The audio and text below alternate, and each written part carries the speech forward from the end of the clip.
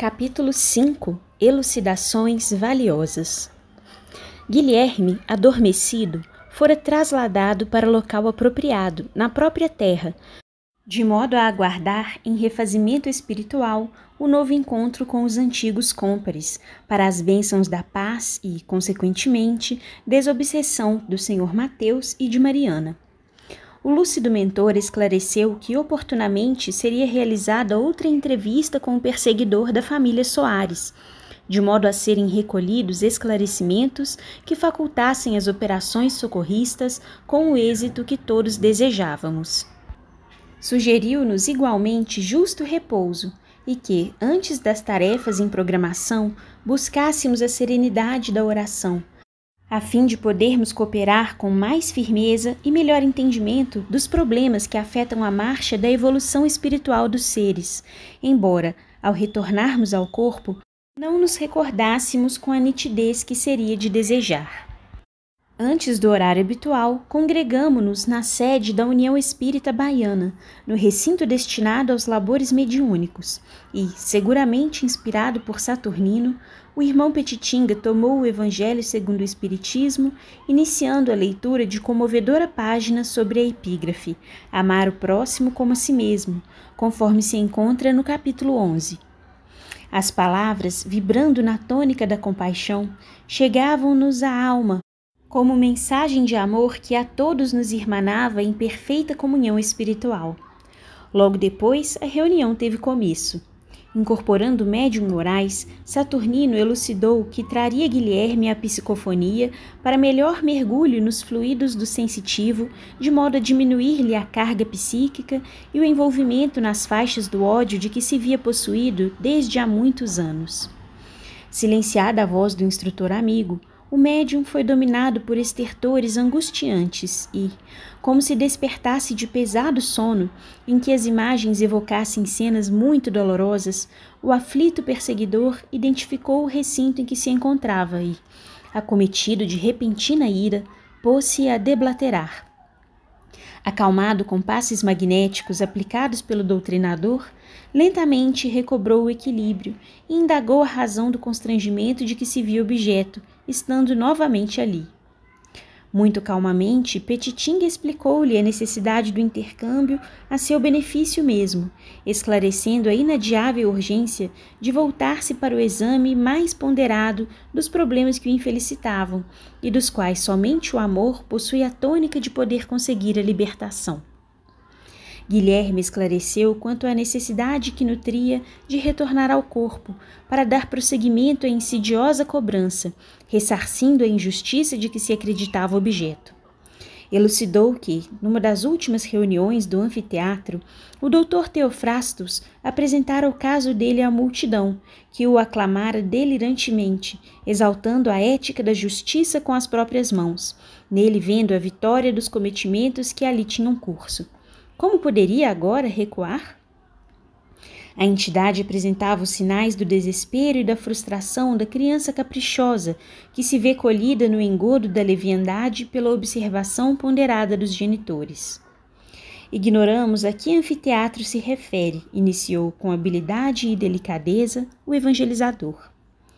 Que poderia ter ocorrido num anfiteatro que lhe trouxesse responsabilidades, especialmente em se tratando da prática inominável de crime covarde? Crime? Revidou Guilherme, visivelmente transtornado.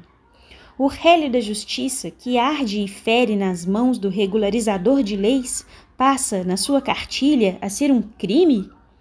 E o nefando suicídio a que fui levado pela deserção do lar, o adultério infame praticado por aqueles a quem você chama de vítimas? Esquece as minhas dores e, interrompendo-o, com muita destreza mental, redarguiu Petitinga, a essa hora semi-incorporado por Saturnino, que lhe apoiava a destra no centro coronário, irrigando a glândula pineal com altas doses de energia positiva. Não voltemos ao exame das razões do sofrimento que o macera, falou com gentileza. Não ignoramos que há leis soberanas que se encarregam de encontrar o devedor onde se encontre. Para tanto, porém, não se faz necessário que novos devedores ou infratores apareçam, criando desse modo um círculo de viciações lamentáveis. A lei, não desconhecemos, é de justiça, mas a justiça divina nasce nas fontes sublimes do amor e se manifesta por meios de misericórdia. Ao amparo do nobre instrutor, todo o cérebro do encarnado se fazia radioso à clarividência, dando a impressão de que o sangue conduzia poderosa substância luminosa a impregnar-se de cores suaves que o inundavam de dentro para fora. E prosseguindo, aduziu: a qual anfiteatro se refere o irmão Guilherme? Ora, ao reduto em que nos reunimos para a aprendizagem de lições com o doutor Teofrastos. E, estimulada a mais amplos detalhes, a entidade, exteriorizando uma satisfação até então não revelada, elucidou. Surpreende-me a sua surpresa. Acredita você que nós estamos aqui desarmados? Técnicos verdadeiramente poderosos estão organizados a serviço da disciplina, junto aos fugitivos que se escondem no corpo da carne, na terra. É interessante observar como são ignoradas as realidades do lado de cá, mesmo por aqueles que se aventuram a excursionar além das muralhas do corpo. Já que somos tão ignorantes, aventou Petitinga, rogaríamos que você nos esclarecesse melhor. Envaidecido, retrucou o perseguidor da família Soares. Ora, como narrei antes, quando na minha amargura solicitei ao Dr. Teofrastos a sua interferência segura, que me não foi negada. Paulatinamente, tomei conhecimento das suas ricas possibilidades, inclusive do espetáculo do anfiteatro que ele promove semanalmente para os que deambulam livre dos corpos, porém algemados à ignorância, sem saber como revidar o mal que receberam dos seus inimigos que ainda não venceram as barreiras do túmulo. Assim, convidado por amigos, numa quinta-feira, aos primeiros minutos após 0h, acorri ao local, que regurgitava de pessoas de ambos os lados para ouvirem e aprenderem com o mestre suas preciosas lições. Mais tarde, tomado como exemplo, foi o meu caso narrado publicamente, e após apresentadas as linhas centrais da justiça que me compete realizar, fui aclamado, e na última semana apresentei despedidas. Do chefe recebi elogios, a promessa de seu auxílio e ajuda constante durante os longos anos de afastamento do grupo, enquanto dure o meu mergulho. Alimentou-me a satisfação de que, embora separado pelo corpo, eu serei regularmente levado lá, mantendo os vínculos com a organização, para não permanecer ao desamparo. E depois de expressiva pausa, asseverou: como vê, além do meu caso pessoal, conduzo agora a responsabilidade de agir em nome dos outros, que veem em mim uma das representações dos vigilantes e defensores da verdade. Estávamos estarrecidos. Como não poderia ser legítimo o depoimento de um membro ativo da organização? Não havia dúvidas, sim, eu pensava. No entanto, como entender um anfiteatro nos moldes dos da terra a funcionar além do túmulo? Havia lógica, porém. Não é o mundo físico o representante dos efeitos? Assim sendo, quanto existe do lado de cá, obviamente há do lado de lá. Quantas lições, todavia, Deus meu, aguardando por nós? Orai e vigiai, sempre comandando os nossos destinos. Com a serenidade que lhe era habitual, Petitinga não se fez surpreso.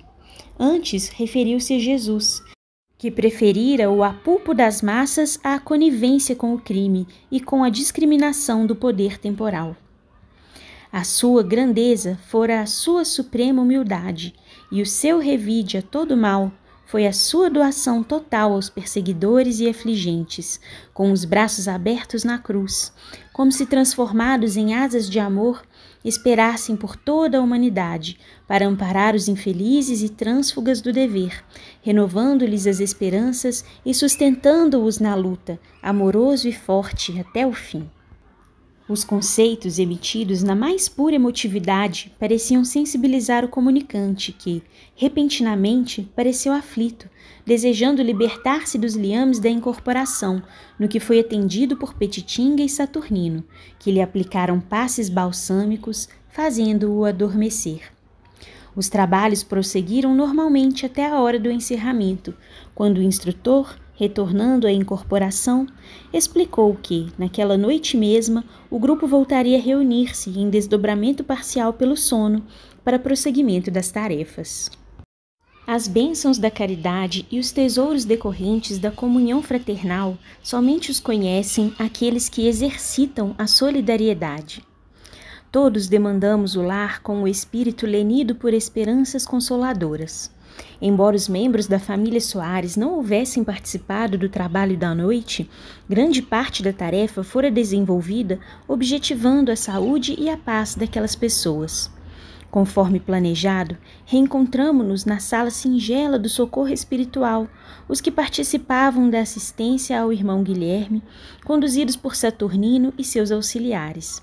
Embora parte considerável dos presentes fosse constituída de encarnados parcialmente desprendidos pelo sono, registrava-se em todos uma lucidez espiritual bem expressiva, o que facilitava o labor dos benfeitores. Guilherme, anestesiado pelo sono hipnótico, fora trazido antes e, no mesmo compartimento, assistido por 2 enfermeiros da esfera maior, jazia inconsciente, velado, todavia, pelo carinho que lhe era indispensável para apaziguar as forças desconexas da ira e da decepção que lhe martelavam o espírito rebelde e infeliz. Após aplicar os recursos magnéticos de despertamento em todos os desprendidos parcialmente pelo sono físico, para melhor lucidez relativa de que deveriam estar possuídos os encarnados para as tarefas em programa, como explicou o instrutor, e quando todos nos encontrávamos com melhores possibilidades de registro nos centros perispirituais, elucidou Saturnino que, naquela oportunidade, fora planejada uma incursão aos domínios do Dr. Teofrastos para a coleta de informes seguros no que tangia ao processo de desobsessão dos membros da família Soares, e mais em particular de Mariana. Expondo quanto ao imperativo do equilíbrio e da manutenção do estado de oração, equivalente à vigilância e à fé, informou que somente ele, Ambrósio, Guilherme, o irmão Glauco, que já conhecíamos desde a ocasião da mensagem sobre hipnotismo, que tanto nos sensibilizara, Petitinga e nós seguiríamos as observações no anfiteatro, enquanto os demais assistentes espirituais e o médium Moraes ali se demorariam em leitura evangélica e oração, contribuindo desse modo para os resultados almejados. Despertado Guilherme e esclarecido quanto ao programa em pauta, este não se pôde furtar a uma expressão de horror. Como se atreverão a adentrar no reduto do chefe? Quais os objetivos que levaram em mente? Inquiriu assombrado. Ignoram que o espetáculo terá a direção pessoal do Dr. Teofrastos, que se faz acompanhar invariavelmente de mais de uma vintena de cooperadores e guardas pessoais? Essa temeridade poderá redundar em lamentável punição para todos, inclusive eu. Não, ninguém intente a realização de ideia tão louca quanto essa. Recuso-me terminantemente à aquiescência. Você, no entanto, meu amigo, retrucou Saturnino, não se encontra em posição de escolha. As forças hipnológicas aplicadas não são a nós outros desconhecidas. Dispomos de larga experiência na questão. E nos faremos acompanhar de um técnico em recursos que tais, como eficiente cooperador para qualquer circunstância menos feliz. Além disso, estamos a serviço de Jesus Cristo, o supremo chefe da terra, e poder algum é superior às forças que ele nos outorga para a prática do bem e a libertação de consciências ainda mergulhadas nas sombras do crime. Após uma pausa necessária, em que Guilherme se debatia entre as lembranças dos pensamentos que lhe eram habituais e a nobre austeridade de Saturnino, que, embora amoroso, sabia conduzir a questão com energia que não permitia discussão, prosseguiu. Como já lhe informamos, o nosso desejo é ajudá-lo a encontrar a diretriz da paz interior. Recuso-a, bradou colérico. Sinto-me perfeitamente feliz. E a realização dos meus planos é o coroamento de todos os meus esforços e sofrimentos. Esta imposição desagradável e coercitiva me surpreende e enfurece. Não conte comigo. Como se aguardasse a explosão da revolta, Saturnino acercou-se do revel e, orando em silêncio, se foi transfigurando diante de todos nós, enquanto uma aura de safirina e profusa claridade o envolvia. Vibrações sublimes a todos nós dominavam. Tínhamos a impressão de que o reduto modesto se transformava em recinto de luz. Suave música chegava de longe e, surpreendentemente, começamos a ver, além do que seriam as paredes materiais, diversas entidades espirituais que participavam das tarefas, embora sem que nós, os encarnados, soubéssemos, mergulhadas em profunda oração, ajudando Saturnino, que se nos afigurava agora, venerando a figura ancestral ressurgida das páginas comovedoras da Boa Nova nos seus primeiros séculos na Terra, quando homens afervorados se deixavam vencer pelas feras em inolvidáveis testemunhos de amor a Jesus.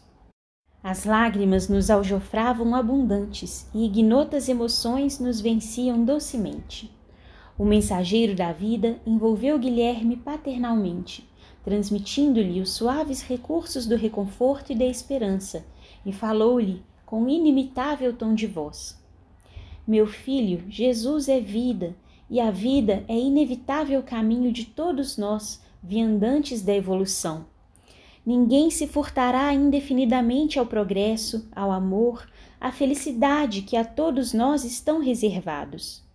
Só existe, soberana no universo, a lei do amor, que rege os mundos e comanda todas as manifestações existentes, porque o nosso Pai é o amor.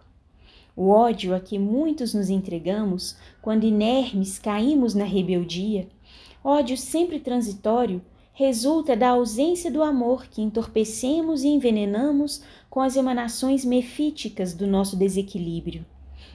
Não receie, portanto, amar. O amor oferece felicidade a quem ama, produzindo no espírito emoções transcendentes que o enobrecem e vitalizam.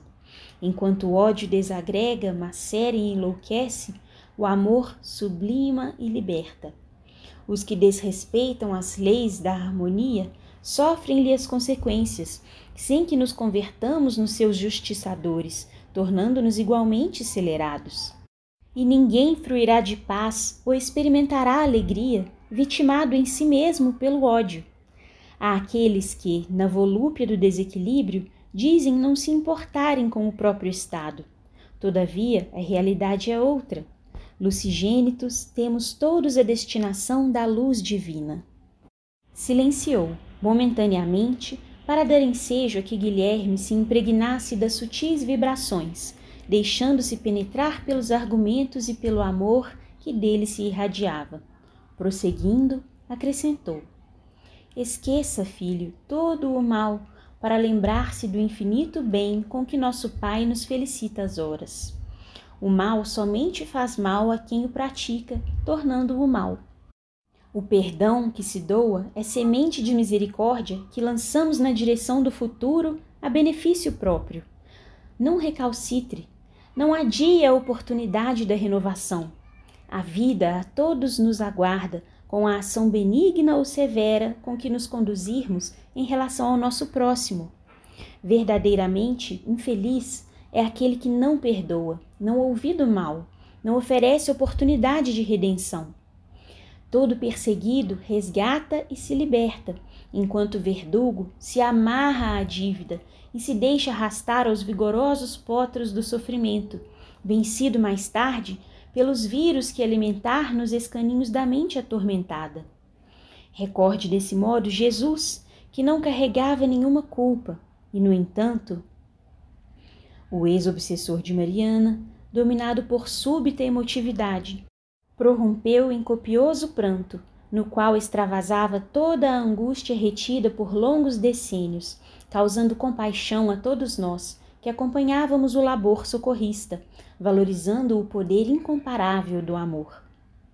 Encolhido nos braços generosos de Saturnino, parecia uma criança muito crescida, porém absolutamente vulnerável. Cessada a ira, que é verdugo cruel, o espírito se deixara descontrair, retomando a condição dele mesmo. Chore, meu filho, acentuou, igualmente comovido, Saturnino. As lágrimas de justo arrependimento e de necessária dor são como chuva preciosa em terra crestada, oferecendo a oportunidade para que medrem as sementes da esperança e da paz, que padecem até então esmagadas na esterilidade do solo. Não permita, no entanto, que o pranto refazente se transforme em tormento ululante e destruidora. Agora começa vida nova para você, para todos nós. Jesus é sempre a porta, a nova oportunidade. Vadeemos os rios das paixões que nos retêm e avancemos na direção do porvir promissor. Se o passado se nos afigura fantasma que nos impossibilita a paz, o futuro, através da utilização do presente em sabedoria e nobreza, nos enseja a bênção da alegria e a dádiva da paz. Todos nos encontramos enleados em reminiscências dolorosas. O nosso ontem é qual sombra esperando o sol do hoje para a perene claridade do amanhã. Silenciando momentaneamente, o benfeitor espiritual parecia recordar longínquas lembranças, e tomado por sublime modulação que nos parecia ter origem em distantes sítios, prosseguiu. Diante dos infelizes, o mestre, vez alguma, teve palavras de aspereza. Não os reprochou, não os acicatou. Envolveu-os todos na cariciosa esperança de melhores horas, oferecendo-lhes a dádiva do trabalho, nas oportunidades de 1000 recomeços para o burilamento íntimo. No entanto, diante dos que se compraziam na miséria alheia, pseudo-dominadores do mundo efêmero, aplicou o corretivo da palavra severa, advertindo-os com singular austeridade, não os poupando ao peso das responsabilidades que preferiam esposar. Raros, porém, temos sabido valorizar o impositivo da informação cristã. A diretriz evangélica, ainda hoje, parece a muitos loucura, conforme informava o apóstolo Paulo em seu tempo. Tudo nos fala do amor, desde as paisagens felizes da natureza às emoções superiores da vida, das sensações primitivas nos seres inferiores às expressões de felicidade nos homens. Todavia, o amor para muitos de nós não passa de arrematado egoísmo, no qual asfixiamos as esperanças dos outros nas redes estreitas e apertadas do nosso personalismo infeliz. Relanceou o olhar pela sala clareada fortemente pelas fulgurações que dele irradiavam, enquanto Guilherme, que buscava assimilar as lições com expressão de compreensível surpresa e ansiedade, se transformava em homem novo, abandonando a carcaça sofrida do homem velho e manado ao ódio, agora renovado pelas sucessivas vibrações do amor. E como se desejasse fixar em todos nós os conceitos ali emitidos, continuou lúcido. Nascemos, vivemos no corpo e perdemos a indumentária, retornando ao palco das mesmas lutas vezes inúmeras, sem conseguirmos melhorar as condições espirituais, repetindo a roda das paixões escravizantes em que nos comprazemos. Muitos, em incontável número, entramos na carne e dela saímos, sem nos apercebermos do fenômeno, aferrados às vibrações mais primárias da vida. Todos sonhamos com os céus, sim. Raros, todavia, estamos construindo as asas da evolução com os materiais da iluminação íntima, nas linhas severas do trabalho fraterno, da renúncia, da caridade e do perdão. Semeamos pouca luz e colhemos aflições danosas. Por essa razão, nossa arca de esperança permanece vazia de alento. Sejamos prudentes, pois, utilizando os recursos da hora presente a benefício próprio. Verdadeiramente felizes são aqueles que perdoam, que cedem, que doam, doando-se também. Jesus é ainda e sempre a nossa lição viva, o nosso exemplo perene. Busquemo-lo. Silenciou, invadido por emoções transcendentes. Tínhamos a impressão de encontrar-nos em outro plano vibratório que não a Terra, nossa genitora sofrida e portadora de sofrimentos. Recompondo-se com as características habituais, disse a Guilherme, que o fitava algo atoleimado. E agora, filho, está disposto a seguir conosco ao recinto das experiências do irmão Teofrastos? Sim, Tenho medo, porém. Em toda a minha desdita, sonhei não poucas vezes com a paz longínqua. As lágrimas impediram-no de prosseguir. Pondo-lhe a destra sobre a cabeça banhada de úmido suor, Saturnino estimulou-o. Este é o seu momento de libertação. Não o adie. O Senhor nos ajudará. Sigamos. Fim do capítulo.